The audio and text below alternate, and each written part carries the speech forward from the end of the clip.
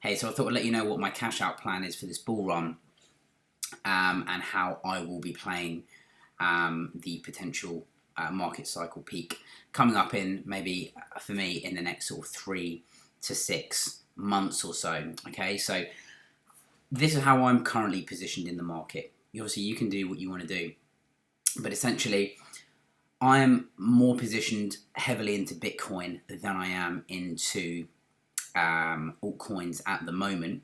And I'm really looking at two scenarios. So I'm looking at potentially price coming up into this region here, into the 120, 150 region, somewhere around here. Okay. Now that might happen for me somewhat in December at the earliest, but I do think there is a good possibility that we extend out at some point into 2022. But whenever that does happen, if I'm afforded that opportunity, I will be looking to take profits into USDT and potentially altcoins, because there is usually Bitcoin will top first, and then you'll typically get this big major correction. And in that major correction, if you are positioned in a good amount of cash, there's probably a good opportunity there to play altcoins for their big move, because they typically top out second. So I would be looking at basically repositioning in and basically riding, some of the waves like Ether and some of the other altcoins where they typically top out second. And if you look at, for example, towards the back end of the last run, what you'll find over here is essentially Bitcoin actually peaked over here in December, okay, and then we got this basically big correction, and then actually even just from peak to peak, you actually got another 72% run, and Ether topped out a lot later. And if you look similarly over here as well, in January, sorry, not January, in April, even from here, when Bitcoin was correcting and whatnot, is Ether basically just ran and made a really nice sort of 160, 180% move.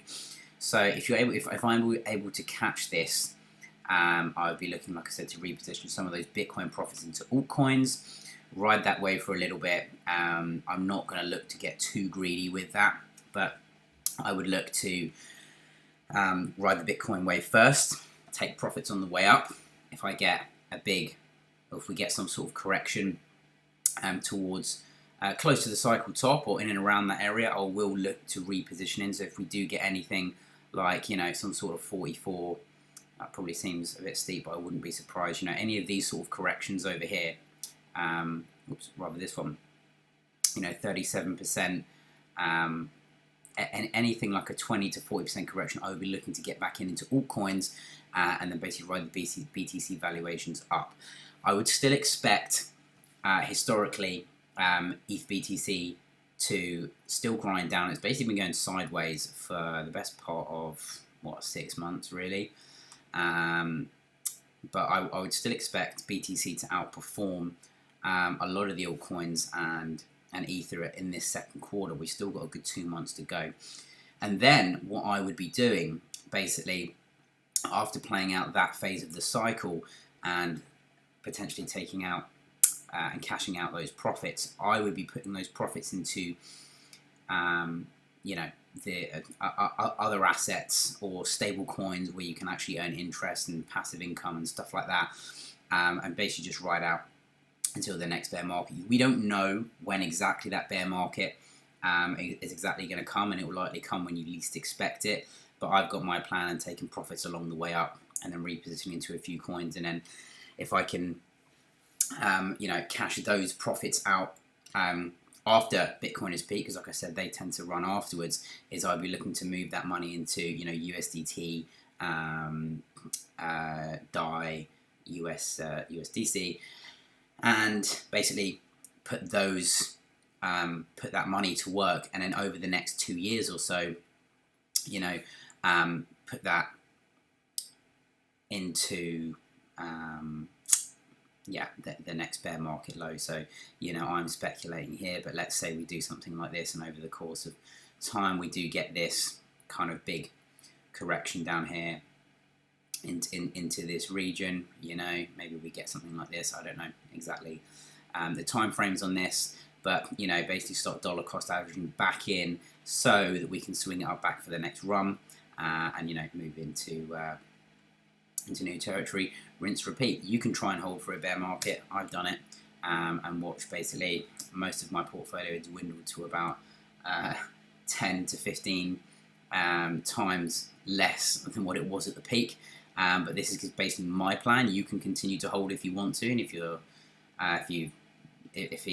really okay of holding, then you can. But this is basically how I'm looking to play into it. I wouldn't be putting my money into probably stocks and shares. I probably wouldn't do that.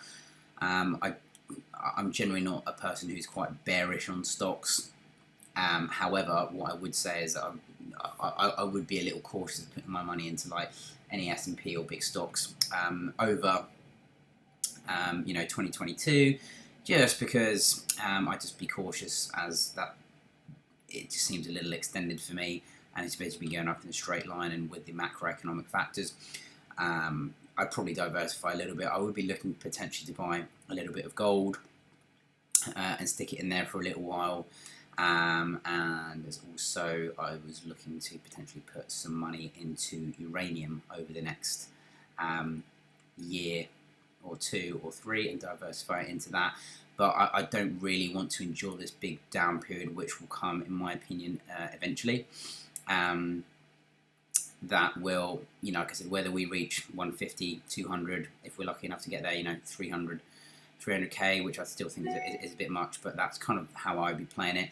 And then basically towards the back end of maybe 22 and 23, really just start the whole reaccumulation period again.